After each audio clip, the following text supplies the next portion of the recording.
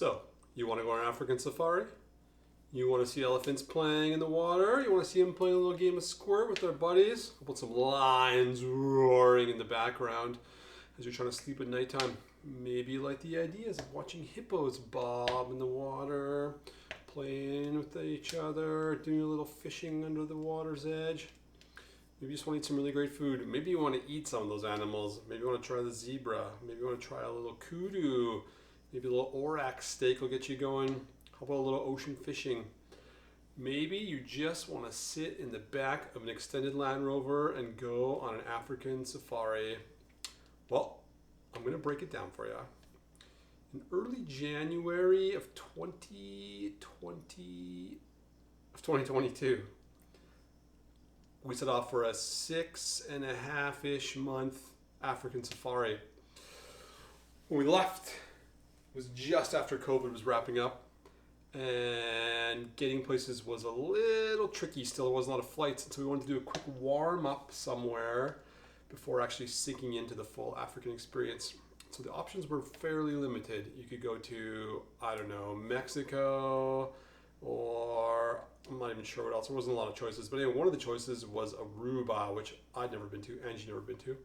So we opted to go to Aruba for 2 weeks before setting off to South Africa. Aruba was pretty cool, actually. This isn't about Aruba, but Aruba was definitely worth the stop.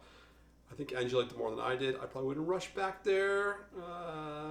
You can max out on things to do pretty fast, but if you're just there to chill out and have a good time, it's probably a good place. It's insanely safe because it's such a small island.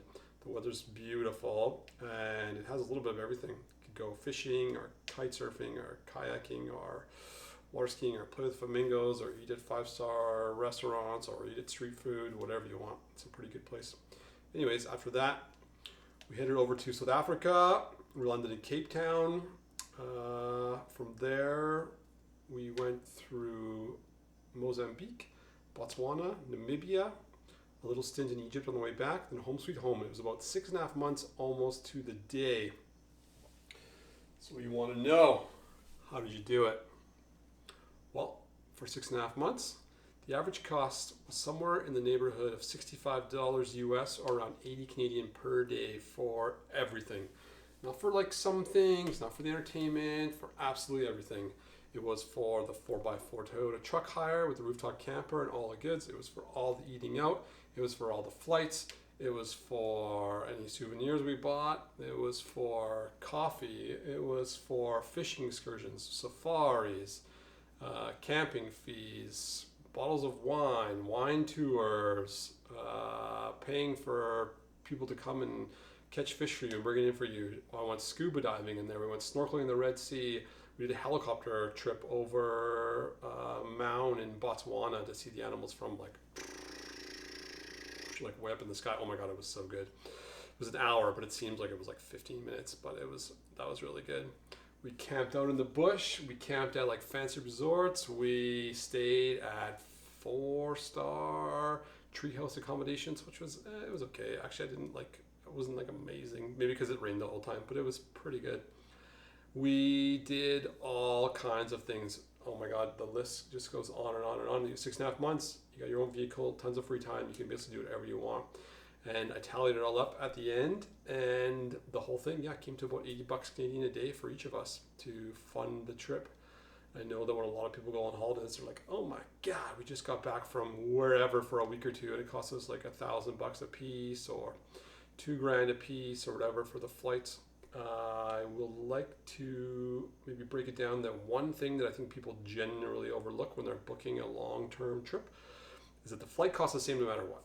If you go for a day or a month or a year, the flight is usually the same price. That being said, you actually usually get cheaper when you go for longer, because you're going to stay because you're going to have more flexibility. So you could go on like a Tuesday and come back on a Wednesday. You could go just outside of peak season, so it becomes way cheaper than if you have to pick like a peak season holiday excursion. So it tends to be less overall. But this whole trip, entire trip, worked out to be roughly $80 a day.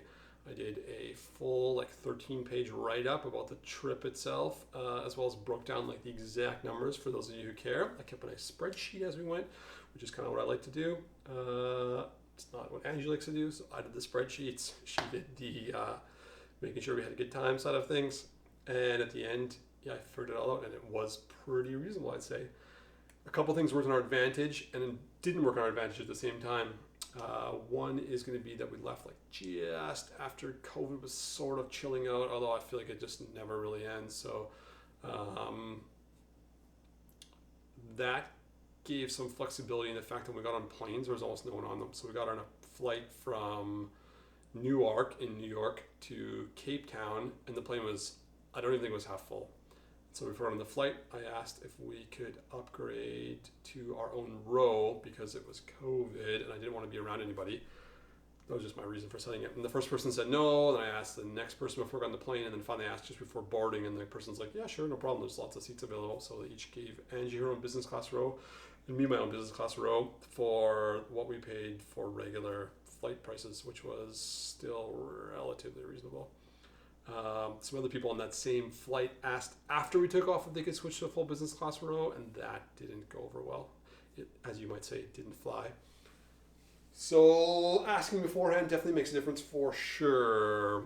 Anyways, I will break it down bit by bit. Just outside of the screen here, I have the actual article I wrote, so I'm going to cheat off of it a bit because I don't know about you, but for a lot of people, I think that Africa is like high on the list, mostly for the animals. Granted, we didn't cover the continent of Africa because it is gigantic. I think it's way bigger than people think it is. It's massive. We just covered a very small chunk of it in the very southern tip, which I also feel like is one of the more easier places to sort of get broken into the continent as a whole, because Africa is so big and it's so diverse and it's so like just a mind trip with all of the rules and different governing bodies and the reason people rule their countries in a different way. And some places are very open to tourism, like I'd say South Africa, for example, loves having tourists. And I would say that Mozambique is definitely not pro-tourism. The people on the ground are, and the people who have tourist things to sell or host, like resorts or campgrounds or hotels or eateries, whatever are. But man, they make it tricky to get in. Visas are hard to get, and they're not cheap, and it's a bit of a pain at the border. Apparently the police used to be a bit of a problem, but you hear that about everywhere. We didn't have a problem with them at all. We also follow the rules. But sometimes people do. I don't know, it didn't happen to us. But I'd say it wasn't like the most welcoming thing for tourism I'd ever seen in my life. And the locals on the ground confirmed that the governments aren't necessarily pro-tourism. Why you wouldn't want tourists coming in, just dropping dollars or whatever, rand or pesos or euros or whatever in your backyard, I'm not really sure, but I don't run any particular countries, so I'm not sure what the reasons are for. Maybe they don't want people to see what's going on. Maybe they don't need the money. I don't know. But I think that Mozambique needed the money.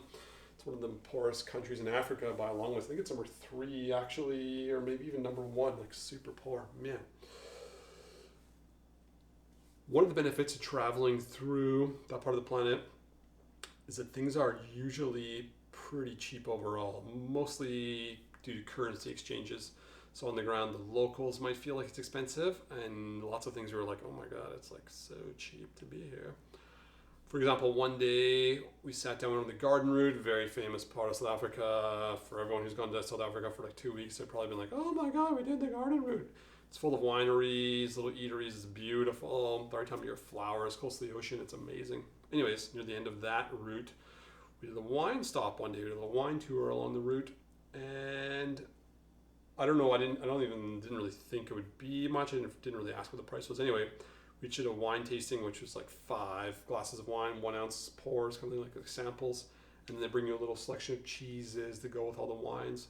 And when it was done, we basically had like a cheese meal, like enough to kind of set you over till lunchtime, and then our, say, glass of wine. I think the total was $15, something like that, like almost nothing. Like it was ridiculously inexpensive to do the wine tasting as well as like many other activities there just due to the currency exchanges.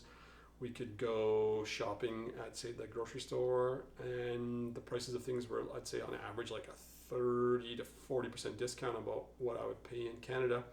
If you're spending dollars or euros, which are worth way more than the Canadian dollar, you're going to notice a much greater significance or reduction in price. It's pretty good. And things like wine, if you're into wine, that is a wine country for sure. They have lots of it. It's all very good, and it's all very expensive because it comes from the source. So it's definitely good for sure. Another couple highlights we did along the way. is that we were in Mozambique was such a great country to visit, such a good place to go. The people were so nice and so friendly. And one of the things I did was we went scuba diving, and she tried it. It wasn't really her jam, so she never went in the ocean, but she did a practice run in the pool. And we did like 4 days at a resort in Mozambique on the ocean with our little private hut, full kitchen, beautiful views, and we'd pay the fishermen each day to come by, and they would come by and ask us what we wanted to have. We'd be like, do you want lemon fish? Do you want kingfish? Do you want like a tuna? Whatever. And it kind of had to be by size because they knew about which size there was here. You could have crayfish, which is like a lobster with no arms. And so we tried everything basically. And so the one day the guy came and he's like, you want the lemon fish? We're like, sure. So he comes back, he's like, okay, how about 1 kilogram? I'm like, okay, 1 kilogram, perfect. Comes back and sure enough, he just went and shot it in the ocean. Like he's a spear fisherman. So he came back and he's got a hole through the neck of the lemon fish. He cleans it up on our patio and gives it to us. He probably would have cooked it too, but anyway, I was happy to cook it. So that was it. And I think the fee for him catching us, like a kilogram, so was that 2.5 pounds of fish basically, cleaned on the patio, fresh from the ocean 20 minutes earlier, it was like $5 or $8 something for him to go and catch his fish. So each day we'd request a new type of fish or a crayfish and come and cook it up. Oh my God, it was amazing. There was a lot of good highlights. Another one we did, we were in the 𝗔𝗯cie Strip in like northern Namibia. It's like a little sliver of a country that someone tried to turn into its own country at one time. I forget who that was, but there was a gorilla possibly who was trying to turn the 𝗔𝗶𝘅 Strip into its own country, which is like a slice of nothing.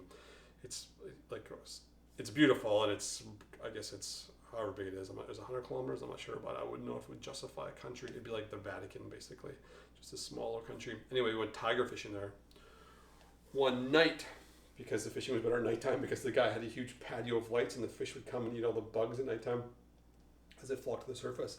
So we went fishing and caught these big fish or these like giant teeth, almost like a piranha on steroids sort of size of teeth would come up.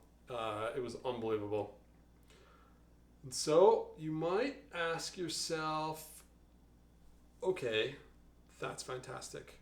So you got to go for 6 months, but I have a real job and I can't go for 6 months. Well, you might consider getting a different job. Or you can do what I did. You can ask your wife to take a leave of absence. Angie has had the same job or the same career path, I guess, for something like not the same job necessarily, same career path for something like 17 years and has been in the workforce since she was, 16, let's say. And in that time, she has never taken a 6-month break from work ever. So convincing her that she should take a 6-month break in her 40s wasn't necessarily the easiest thing either. She'd never done it. She didn't think it was really the best idea to take a big break in her career, although her job was kind of sucking at the time. So it was probably a good time for it. And she did it. She totally did it. She wrote down how she was going to figure it out. She worked quite a bit leading up to departure and banked some extra cash. She looked like a zombie on a few occasions because she would get up at 5:30 and leave the house at 6 and then work till 11 and come home and start over the next day for a few days a week. So she managed to cram an extra few months of work into the 6-month period and bank some extra cash and then ask for leave of absence. And to her surprise, they gave her a leave of absence for 6 months off her job. How sweet is that? So anyway, if you've never asked for leave of absence or don't think it's possible, I'm telling you, she did it. My job's fairly flexible and fairly remote. I work for myself. So if I work, I get paid. And if I don't work, well, then the business starts to suck. So anyways, that was my advantage, that I could just work from wherever I want to. So Angie got 6 months off and enjoyed it. She wasn't interested at all in working while we were on the road. I asked her if she wanted to try and work remotely. Anyway, she was like, no, I think I'm going to enjoy the 6 months off. And she did. It worked out great. And I was able to link my laptop to my cell phone occasionally and work a bit here and there. And then sometimes we just stop for 3, 4, 5 days and work as I went. Also have a really great employee back in Canada, Jinky, who does an amazing job, which makes a difference for sure. And she managed to handle everything while I was away, which is so good. Oh my God, she's so good. So it was great that was an option. But that said, sometimes I'd be working at midnight or 2 in the morning or whatever to match up the time zones and get the workout in time. And because it is Africa, or more notably South Africa, they have some problems running things around there. It's not a real problem with load shedding, it's called. So it's when there's no power. Essentially, the power grid can't handle the power needed, and the government can't figure out how to regulate it properly. And lots of times people don't pay their bill, like the government in general, not necessarily the citizens. And so the power company can't even afford to produce power. And so the solution was essentially rolling blackouts. So they would take like entire cities and just shut off the power to them for, sometimes it was 2 hours, sometimes it was 3 hours, sometimes it was 8 hours. I think the longest that I remember, I think, was 12 hours. And so we'd rent an Airbnb to do some work for 3 or 4 or 5 days or whatever it was, just like work. We'd get there and there would be no power. Oh my God. So I was frustrated in my own little world because I couldn't work. But I cannot imagine being the business owner of like a grocery store or something who had freezers and fridges to worry about, and staff and electronic devices for computing the comings and goings of cash. Like, what a friggin' nightmare. Anyway, it was unbelievable, but we just got used to it. I guess you didn't have a choice. Like, you just know when it was going to be. And there was actually a website after, like, I don't know if it was there the whole time or if it was new. But there's a website where you could go on and actually show like which cities were being shut down or which zones were being shut down and when. So you could essentially plan for it. Although we weren't always aware because we didn't know about that website till later. But you could be like, oh, okay, tomorrow at 6 o'clock, there's not going to be any power. It was a huge pain in the ass. But anyway, if you want to make things work, you just make them work. What were the ups and downs of the trip? I would say that ups were the people, for sure. The people were unbelievable. Like, the people are everywhere in the world. I think it's always find it so strange when people say that a certain culture is maybe, I don't know, like liars or thieves or whatever the bad rap is they get, and then once you're on the ground, the people are always like unbelievably amazing. I find, just because we're so close to it, I find that Mexico is like one of the craziest places because you get such a bad rap from everybody about how bad the people are and how like, oh, there's narcos and criminals and stuff like that. But oh my God, you go to the people in Mexico are like so friggin' friendly. It's unbelievable how friendly they are. So just say as an example, but even before I went to Africa, I was telling some people, oh, we're going to Africa. And everyone thinks Africa is a country, not a continent, which is a massive misconception I found before we went. That Africa is a continent, a giant continent. Countries inside it are smaller and smaller and smaller, but the continent itself is huge. It's bigger than North America by a long ways. Or if you live in Europe, it's like 100 Europes. I don't know the exact math, but it's a lot of Europes. Anyway, I remember like talking to this one guy, and the first thing he said to me is that he had heard from a friend about a doctor that had gone to Africa to help, that had been kidnapped for money and murdered. That was the first thing that came out of his mouth. He didn't say, oh my God, where are you going? He didn't say, I heard they have great wine in South Africa. He didn't say, oh my God, I heard that 𝗔𝗯न्छ𝘂𝗁 is like the best mountain to hike in the world. He didn't say that you're going to see the Great Migration. He didn't say anything about Victoria Falls. Nothing.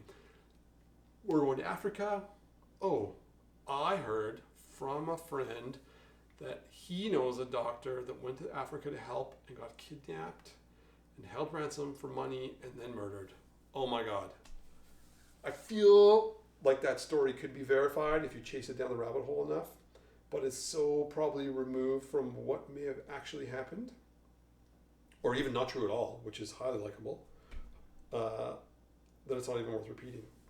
So I'm just here to say that I've been to a lot of places, and the people have always been friendly, everywhere, always, every time, without question. Is there a few bad apples? Sure. Are a few people kind of freaked out when you show up in their country and you're kind of a weirdo and you're out of place?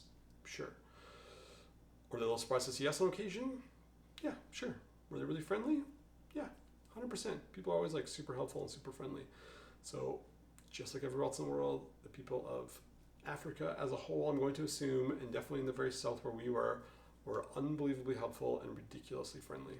It was good. So let's talk about the costs, because that's why we're doing the video. Talk about the costs. So yeah, the costs. We hired a vehicle, we stayed in campgrounds, we stayed at hotels, Airbnbs, we did excursions, we did safaris, We had our own private safaris. We did everything. Everything worked out to be $80 a day, all in. That includes absolutely everything. So some things worked in our advantage. One was the 4x4 hire. So when we went to try and find a vehicle to rent online, obviously you go online and it gives the prices of which vehicle you want and what it comes with and how much it is. And there's maybe 4 or 5 like major websites in South Africa that people book through. One of them is Bushlore. It's probably the most popular, the most like easy to find. They're set up in multiple cities. We rented with a company called Berg. There we can run through Avis, like a pretty standard car company, places like that. And on average, the average price was around $100 to $120 Canadian a day for the vehicle with all the gear, the tenting equipment, the stoves, the rooftop tent, all that kind of thing. And I was like, wow. Like if we're going for 180 days times $100 a day, I was like, oh man, that's going to be like 18 grand, which is way too much. Wasn't budgeting 18 grand for car hire for 6 months, that's for sure. So anyway, I just sent a couple of emails out. It was just after COVID. I knew that things were probably a little slumpy, not so busy. And instantly, right away, the Berg 4x4 got back to us. And all I said was, would there be a deal if we hired for more than 2 months or rented, depending on which country you're from and how you want to say it. If we rented for more than 2 months. And instantly got back to me. He's like, yep, 100%, we'll give it to you half price. And I was like, woo, half price. So anyway, he rented us the 4x4 for an initial 2-month offering for a 1-month deposit plus the 2 months. And then I negotiated with the guy that we wanted to keep it for 6 months, but I didn't trust that the country was, or any country was going to close again and kick everyone out, or go on lockdown for that matter. We wouldn't be able to go anywhere. And so I asked if we could do renewals if we paid in advance for 1-month increments. And they were like, yeah, sure. So when we got there, we figured out they hadn't had obviously a lot of rentals. They had to sell some of their fleet to stay ahead of the wolves per se. And we got that worked out to be $54 Canadian a day to rent the 4x4. So the timing on that was incredible, but also our longevity of having the vehicle and some negotiation paid off quite well, and you could negotiate on your own terms. If you're going to go for 2 weeks, I'm going to say wiggle room on negotiation for car hire, 4x4 hire is going to be pretty minimal, I think. But if you're going to go for a month or 2 or 7 or whatever, it's going to be a little bit better. That said, I thought we were going to buy a vehicle. Actually, was my plan. Buying in South Africa as a foreigner is very difficult and would have required some loopholes that I'm not going to get into here, but you can find it all online. And cars there are considerably more expensive than they are in Canada and the US for sure. Like an old Land Rover, like a 20-year-old diesel Land Rovers are like 40, 50, 60 grand still. Not cheap for a used 4x4. You could find some off-market stuff too, but man, like nothing was really like at a discount compared to here. We could get an old Ford 4x4 or something for like $10,000. Anyway, if you're going to sell at the end, it doesn't really matter because you're going to get your money back as long as you don't crash it. But if you need to leave or something, that could be a problem. So I was too worried about them closing down the country at any given time. So I decided instead it might be safer for us just to rent and kiss that money goodbye and just consider it a travel expense. That said, we got it for half price, and so it worked out really great. We just sort of worked that into our accommodation budget, and the accommodation budget became a 4x4 budget when we melded them together, and $54 a day, you can't really go wrong. That's $22 a person basically to have your own freedom and stay where you want and essentially camp for free in a number of places. It was 100% worth it for sure. If you're going to go, I would definitely rent a 4x4 that has an option to leave the countries, so you can go within a certain area. You can't usually go through the whole continent with a rental, only specific areas because there's problems. And so we opted to go in the countries we're allowed to go in and then give the vehicle back at the end. I will say one thing about Berg for sure is that we had a really difficult time with our online payment system, and I couldn't pay for we tried different credit cards and direct transfers and everything, and it never worked. So they showed up and met us at the hotel at the airport with the vehicle and a card machine, and we paid for the 3 months on the spot, so that was fine, worked great, no problem. But then to renew, we couldn't renew it online anymore. It was like a super pain in the ass. We tried, wouldn't work. And I kept emailing them. We tried to work it out. We tried everything. It didn't work.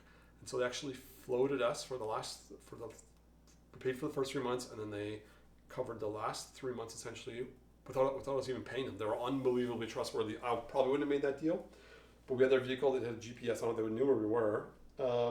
We didn't pay for it until the end because we couldn't. And so literally like the day before we flew to the country, the day before we gave the vehicle back, we ended up being able to clear the payment up for the vehicle. So I would say that was pretty noble of them because I wouldn't have done it, but they did it. Just on a sidebar before I forget, in case you didn't notice, I'm wearing my zebra shirt today. There it is, coming real close just to, kind of set the mood a little bit. How did you pay for it? Well, like I said before, Angie sort of doubled up on her work before she left, and that covered sort of her savings for it all. We did get married. This was a honeymoon, so there was a little bit of cash for some fun stuff in there, which we sort of put on the side. When I did the breakdown, I didn't include those activities in the breakdown because they weren't part of our budget. Really, we just had extra cash from honeymoon money, basically. So that was basically our trip to Egypt was entirely covered by honeymoon cash, which you might be thinking like, oh my God, the whole trip to Egypt. But if you think that we did the whole trip for like $60 a day US or $80 a day Canadian, it's not like we frivolously spent in Egypt either. Egypt's super cheap, so we didn't necessarily have to spend a lot to go there, but it was all covered entirely by leftover cash from the wedding. So thanks everyone who came to our wedding. It was good. The best way to cover your expenses is to eliminate them. So we have this house right here. I'm seeing right now. It's the same house we had before we left that we own. So we decided to rent out half of the house we left, which gave us the option to leave our stuff here in the house and then rent it out to a wonderful person who looked after when we were gone and then paid for the bills. So that essentially brought our biggest expenses down to nothing. So if you can rent your house out, great. If you're thinking to yourself, oh my God, I can't rent my house, it has all my stuff in it, whatever. If you want to find reasons why you can't do it, it's very easy to do. If you want to find reasons why you can do it, I can assure you I've got some and I'm happy to point them out to you. So I'm going to say that renting the house out was definitely a good decision and took a lot of stress off of like worrying about paying for everything while we were away. Somebody needed a good place to live at a reasonable rate, fully furnished, and so we gave that option. That worked out great for them, and we needed to rent out a place that was fully furnished for someone to look after it, which was great for us. It was looked after, and it covered our expenses when we were gone. So that is a big one. If you can eliminate your expenses, then do it. We also turned the insurance off on our vehicles we weren't driving, reduced the cell phone plans down to nothing. Basically, like went through and got rid of our gym membership and just like turned off everything that we didn't need while we were gone. And yeah, we left with like honestly we had zero expenses, like nothing. We didn't have expenses were $0. So if you're going through your daily expenses right now and you're like, well, I pay for fuel and food and blah blah blah, and you figure out all of your expenses, it comes to like $200 a day that you spend on everything. If you can eliminate most of those and then take that same food budget, which is going to actually grow because your currency is worth more over there, and your entertainment budget and that kind of thing into spending in Africa, it's going to be great. So that worked out great. That was an easy one. That also said, we don't have vehicle payments. So up until recently, I drove the world's like ugliest '98 Ford Supervan that's like rusting apart, and it's been parked for 6-month increments many times while I was on this trip. I was parked for like 2 years while I was in South America. It has been parked a lot of times, and I don't care. I don't care about having a new vehicle. It just doesn't even entertain me at all. If I had one, great, but there's a lot of people who have car payments who can't figure out where the money goes or why they don't go on holidays. And I'll tell you right now that my like number one secret for going on long-term excursions is that I don't have a car payment. I never have. Well, that's not true. When I was 22 or something like that, or 21 or 20, I forget, I bought a truck off a lot and had to make payments on it, and it really cut into my freedom. So I never did that since. I always just bought shitty vehicles that ran good, and that's why I drove. No car payments. Maybe if I had kids, or maybe you have kids, it might feel differently. You might obviously need something like safer and more reliable, but it doesn't have to be brand new. Anyways, if you're looking for how to fund trips, that's my number one trip would be to just drive shitty old vehicles that you don't care about. They don't cost anything. If you want to park them in a field, then go for it. They can just stay in the field until you come back, and they don't cost a cent. So Angie has a decent vehicle that's like 10 years old or something like that. It's paid off. Doesn't cost her anything to run it. If it's not running, it doesn't cost anything. So I'd say that's definitely a huge one for sure. Dial back your payments to nothing. In South Africa, and for sure, of all the places, there's every gamut of sleeping application possible. We slept outside of like a game reserve next to some train tracks in the rooftop tent, which I don't think Angie loved.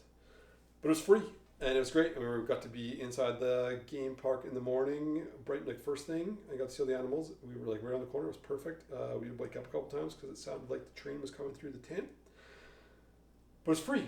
And I'd say that's part of like the bottom line of the accommodation because it doesn't have any costs. You just put your tent up, not anywhere, but lots of places. And there's no cost to it. All the way up to like 10 grand a night for safari lodges that you fly into, everything. We didn't have a fly-in one, but we did stay in the four-star treehouse accommodation. I think it was like $300 or $400 a night or something for that one. That was a wedding expenditure. That was paid for by the wedding fund. But it has everything. So if you're like, no, I need to stay in like a super nice spa, boom, totally an option. If you're like, no, I need to stay in a campground, boom, it's an option. I will say that South Africa for sure, and Mozambique, even Botswana, maybe all of them, are built for camping. The people love to camp. South Africans love camping. I thought I liked camping. They like camping.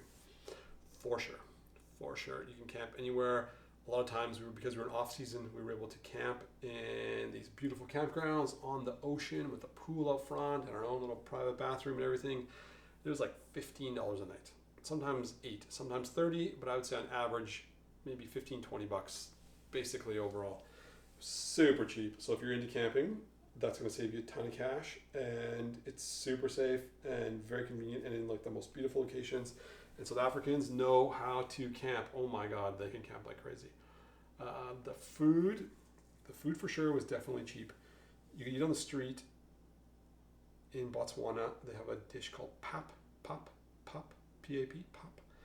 It's like a cornmeal cooked. It came with everything. It's like the starch of the country. It's like maybe you're in China, they have rice. You're in Peru, they have quinoa. You're in Canada, they have potatoes. There they had pap. They just cook it up with whatever. And then we could eat like something with a meat, some sort of vegetable, and pop. It was like $2. It was like nothing. Or if you ate at a restaurant in South Africa, the food in South Africa at restaurants was very good. For the most part, it was really good. And like the average bill per person, like $20. You can go up, you can go down, but I'd say the general like 3-star meal at a decent restaurant, $20 a pop. Wine's cheap, the food's cheap. You tip, you go. It's great. You learn a few things along the way too. So for this guy, for example, I bought his book. This is Justin, my little friend Justin here. He's wrote a number of cookbooks. He also has a show called Braai Master there, where you can catch a bit of it on Netflix and YouTube, but not all the seasons like they have there. And I watched all the seasons. I even applied to be on the show, but they didn't call me back. It was great. They basically like cruise around South Africa cooking in a big cooking competition, and it was very entertaining. And everyone there cooks with wood. They braai. It's called braaiing, like barbecue, but a braai. And they do it all with wood everywhere you go. So you roll into a campground, 6 o'clock at nighttime, the whole place looks like on fire because there's so much smoke everywhere. It's billowing out, and there's fat dripping on the coals and smoke, and lions are out in the background somewhere behind a big fence because they can smell the meat cooking everywhere. And after cooking over a fire for like 6 months, I came back and I took the guts out of our propane barbecue. So it would no longer run propane. No longer runs on propane, it just runs on wood. So I started building wood fires inside of our own barbecue. I don't know what our neighbors think about it, I don't really care either. And started making a wood fire to barbecue on every night. It's great. It takes longer, it's more enjoyable, it's harder to do, it makes the food taste way better, and it's kind of a fun social event, and the South Africans did it. And I'm just going to say that the more time you spend anywhere, the more you learn about a culture, and you can just take to choose what you want from that and implement it into your own sort of culture. So I think from now on out, I'm going to start cooking like South Africans. Maybe not eat like them. They eat a lot of meat, a lot of fatty meat. There's a lot of big dudes in South Africa, but I'd say that the cooking process itself was pretty unbelievable. you can see how it broke down. And then I have this little article, little like 13-page article. And I'm going to post, I'll put a link to in here. I'll put it up on the 𝗂𝗂𝘂 website with a few photos, and you can go in and have a look and see what the actual costs per country were. Oh yes, you got the zebra shirt on and the Africa-inspired giraffe here on the back of my laptop. Sidebar, before we're just jumping back to food, is that we actually did eat zebra when we were in Namibia. So at the start of the trip, I always felt like, you're like, oh my God, all the animals, it's so good, so amazing. There's all these beautiful animals everywhere. And at the end of the trip, you're like, man, I wonder what those taste like. So it kind of comes full circle after you've seen them all. So I would say, of all the things we tried a bunch of different fish, which I do not remember the names of. We actually went ocean fishing, and Angie crushed me. She didn't want to come. She caught way more fish than I did. That was a great day in Namibia. Tried a number of different fish, which I don't remember the names of. Those were good. And then for meat, we tried the zebra, we tried alligator, we tried oryx, we tried kudu, we tried, I don't know, a bunch of stuff. Anyway, I did have zebra one night. My piece was pretty rare, though. I said medium rare, but it was like raw. I didn't really love it. Super lean, so it's a bit tricky too because it doesn't get any fat in it. I also tried alligator. The alligator was not good. They give you the tail piece, and it almost tastes like a salty chicken. I don't know, it wasn't my jam. But we did have oryx a few times, and it was super delicious. It was really, really good. We had oryx burgers, and we just had slices of oryx, like cooked medium rare. We had oryx like probably 4 or 5 times. I'm going to say that would be my number one suggestion for things to try while you're there, if you're going to try some of the local delicacies. And if you're wondering if there's going out and like poaching animals when you're there, no, there's like game farms everywhere. They raise the animals strictly for consumption, kind of like a cattle farm in the US or Canada. So it's not like that someone's going out poaching a lion and eating it. Although I didn't eat lion, I'm not sure you can. That would kind of be a bit of a moral dilemma for me. But eating a kudu, which is like a white-tailed deer in Canada, there's thousands of them. Didn't have any qualms with that. They're everywhere. They raise them on ranches, and they punch them out for human consumption. And the oryx was delicious. One thing that worked in our favor is that we also got all the flights on points, and so I was able to cover the expenses for 2 years not going anywhere and just like working like crazy and paying for everything with a credit card. We covered all of our flights with points. And I know you're thinking, well, I don't have any flight points. Well, I'm going to recommend to you that A, you get a credit card that has flight point options on it, and B, you use them towards your next flight. And if you're like, wow, that must be so nice that you were able to use points for it, we added it up, and I broke down all of our flights to Aruba, to Cape Town, to Egypt, and back to Canada, and I divided it by the number of days we were there just to see like how close it was. It worked out to be $7 a person a day extra to cover all the flights. So you're thinking like, oh my God, I can't go because of the flights. You had free flights, didn't have free flights. $7 more a day. So if you drove like whatever, 1 kilometer less a day, or maybe you dialed back on the dessert at dinner every day, something like that, you could cover the cost of the flights. So very reasonable. So if you're looking for somewhere to go, I'm going to highly recommend Africa. If you have any questions, you can let me know. That was sort of the long-winded version of the breakdown of the article, although the article is pretty long itself, but you should probably read it. All 13 pages. It shows some links about where to go, it gives some tips in it. It shows the budget per day and a few little tricks along the way. I'm going to highly recommend going through it all. And not to worry, I'm not selling a class. There's no course here, just free information, just giving out free information because I think people should go and see the world more often in Africa. It'll blow your mind. People are still living in mud huts. I couldn't believe it. We're driving through Namibia. And it wasn't even that warm at the time. And we come around the corner. It wasn't like it was the only place. We come around the corner and there's like villages of people just in like etched out mud huts with like a little cornfield and some goats. It's got everything. Africa has everything you could imagine. I suggest you go soon. I also suggest you go to these really great zebra shirts before you go because people dig them.